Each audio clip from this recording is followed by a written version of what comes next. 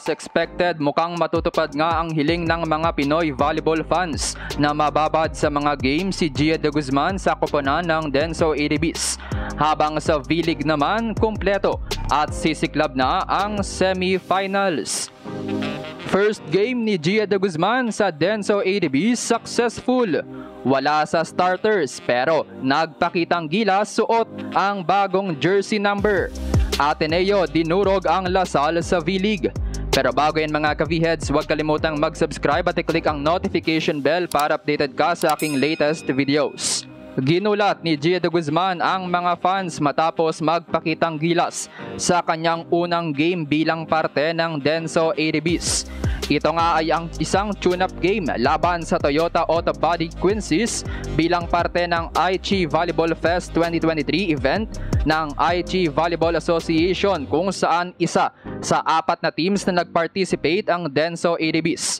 Nakalaban nga nilang Toyota habang nagharap naman sa men's division ng Wolf Dogs Nagoya at JTEX Stings. Anyway, halos familiar pa nga rin ang aura ni Gia dahil mula sa kanyang local team na Creamline ay hot pink na may pagka-reddish pa rin ang jersey ni Gia sa Denso. At yan nga ang unang uniform na isinuot niya sa koponan, though tune-up pa lang naman ito. Pero as expected, malabo nga na maging bangko si Gia sa koponan dahil magiging useful talaga siya sa pagkawala ng main setter ng Denso ADBs na si Tamaki Matsui.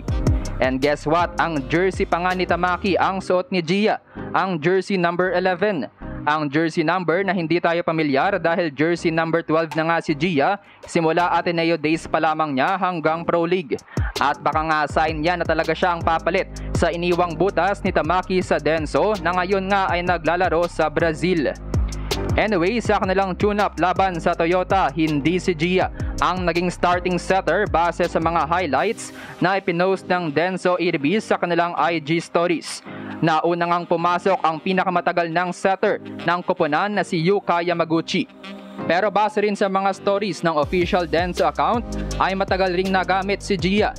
Understandable din naman kasi na hindi pa siya maging starter as of now dahil ilang linggo pa lang siya sa koponan at yung starting setter nga ay magtatatlong season na sa team. Isa nga sa highlight ni Gia sa set 1 ay ang combination play na sanay na siyang i-set up kasamang Creamline Cool Smashers. Wagi ang Denso ADBs sa unang set 25-22. Habang sa set 2 nadaig sila ng Toyota 21-25. Dahil tune-up lang ito hanggang 2 sets lang ang nilaro ng dalawang koponan.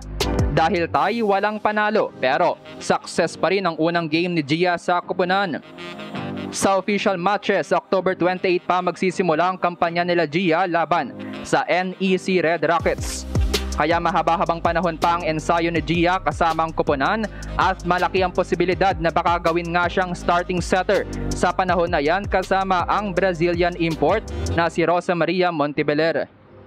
Papunta naman sa local league na ituloy na ang postponed na rivalry match ng Ateneo Blue Eagles at ng De La Salle Green Archers sa 2023 V-League Collegiate Challenge. Medyo unexpected nga naging resulta knowing na halos same level lang ang dalawang koponan in terms of lineup. Winalis ng Ateneo ang La Salle in straight sets 25-17, 26-24 at 25-15. Unang set pa nga lang ay ramdam na yung intensity ng Ateneo performance coming from a huge win laban sa NU.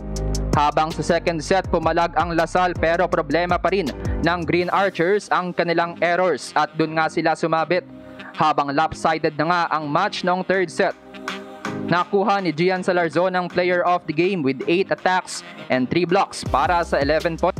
Dahil sa panalo ng Ateneo Blue Eagles, sila ang magiging number 2 team ng standings after ng eliminations. Pero regardless, ang number 3 La Salle pa rin ang makakalaban ng Ateneo sa semifinals sa best of 3.